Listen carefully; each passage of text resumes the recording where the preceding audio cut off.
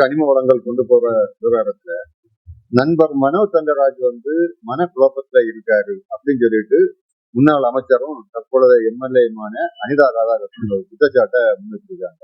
எப்படி பாக்குறீங்க நீங்க? என்னை பொறுத்தவரையில் என்றைக்குமே மனக்குழப்பத்தில் இருந்ததில்லை. நாங்கள் ஆதி காலத்துல இந்த கோரிக்கைகளுக்கு எதிராக நாங்கள் போராட்டங்கள் முன்னெடுத்த போது இருந்த அதே நிலைப்பாட்டோடு தெளிவாகத்தான் இன்றைக்கு நின்று கொண்டிருக்கோம்.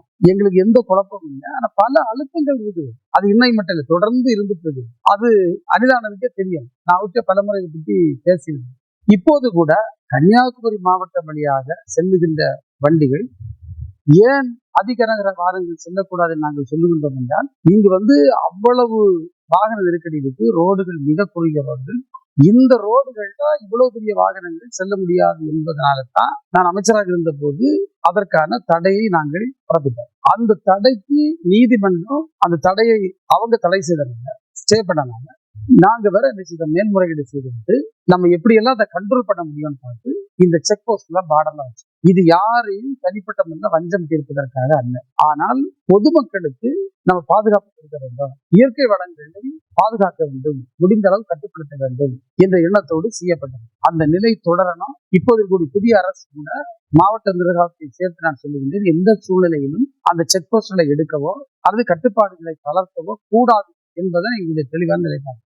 தொடர்ந்து ஒரு அழுத்தம் வந்துட்டு இருக்குன்னு சொல்றீங்க. ஏற்கனவே இந்த அழுத்தங்கள் இருக்கு, அது அனிதா அண்ணனுக்கு தெரியும் அப்படின்னு. அது எந்த மாதிரி இடத்துல அது நம்ம பேசுறது அது அவருக்கு தெரியும். அவற்றை கேளுங்க. எங்க இருந்து அது அது உங்களுக்கு தெரியும். இப்படிப்பட்ட டீமை எதிர்ப்பது என்பது எவ்வளவு ஒரு ரிஸ்கானது, எவ்வளவு சவாலானது. அவங்க எப்படி எல்லாம் திசை திருப்பி விடுவாங்க.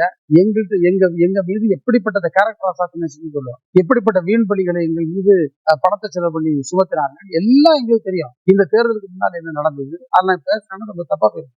அவருடைய எத்தனை பேர் உத்தரவாதம் கொடுத்தாங்க இந்த எலெக்ஷன் முடிஞ்சோம் நாங்க உங்களுக்கு செக் போஸ்ட திறந்துட்டோம், கூட்டின கோரி திறந்தாங்கன்னு சொன்னாங்க. எல்லாமே எங்கள்கிட்ட எல்லாம் தேவையான ரெக்கார்ட்ஸோட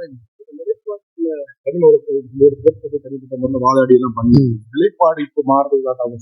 எந்த நிலைப்பாடும் மாறாது. நான் இன்னைக்கு எந்த பொறுப்பும் எனக்கு இல்லை. இன்னைக்கு தேவைப்பட்ட நான் போராட முடியும். பழைய மாதிரி நீதிமன்றத்தில் போய் நிக்க முடியும். தேவைப்பட்டா போய் நிற்பேன்.